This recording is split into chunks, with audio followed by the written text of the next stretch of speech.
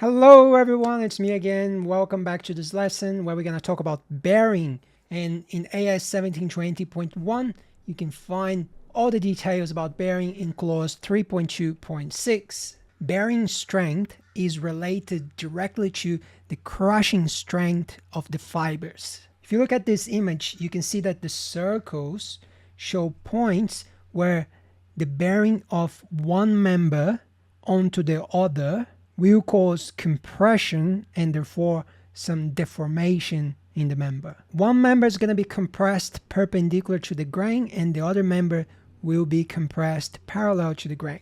So for example, in this case we have a stud and a bottom plate.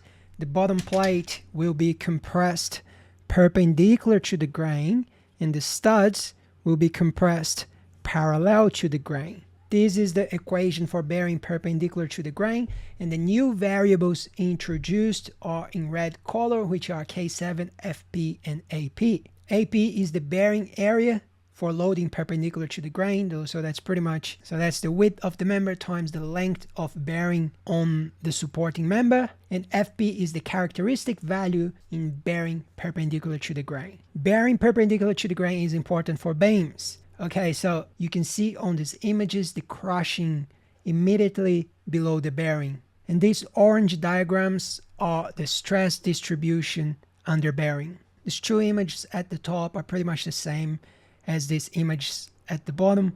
It's just you turn them upside down. And you can tell by looking at the orange diagrams, the stress distribution under bearing, that we have a thing called edge effect. So the edge effect is an increase in bearing capacity for short length bearing away from the edge of the beam. You can see that at the end of the beam, there's no edge effect because the fibers do not continue.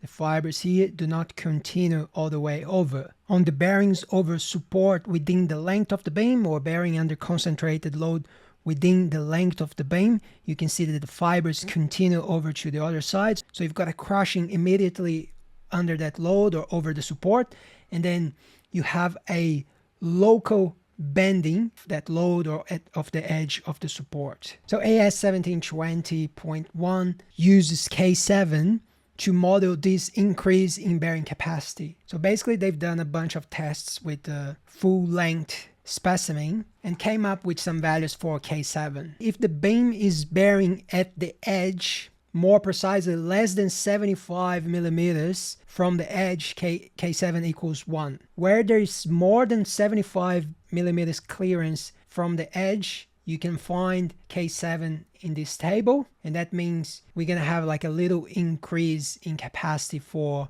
bearing. As a default value, I always use K7 equals 1. And then again, we have a little flow chart for the calculation of bearing capacity perpendicular to the grain. And then we have design capacity in bearing parallel to the grain. If we go back to the first image, the studs will be subject to bearing parallel to the grain, and the bottom plates will be subject to bearing perpendicular to the grain. Notice that there's no K7 for bearing parallel to the grain. In most cases of bearing in beams, it's the bearing perpendicular to the grain which is the most important. And that's because the loads that cause bending in a beam, they usually act normal to the length of the beam, and that will cause a reaction which is perpendicular to the grain at the support. So you're gonna find that bearing parallel to the grain is important, is mostly important for columns. And even for columns, it's rare that bearing parallel to the grain will govern the design. It's usually the axial capacity which will matter the most. Again, as I said before, beams are not usually designed based on bearing strength. They're more often designed for things like flexural strength or serviceability, like deflection. Bearing capacity is just something that we do as part of the overall check. I'm not saying you shouldn't do it, but I'm saying that typically it doesn't govern the design of a beam. There's a caveat though, because in some situations you might need to calculate the bearing size to support a beam properly. For example, if you go to Hein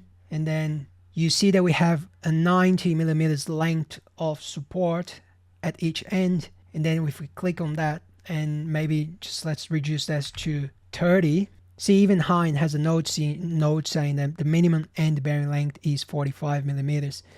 So we actually can't go lower than that. So we gotta go 45 millimeters, and then 45 millimeters.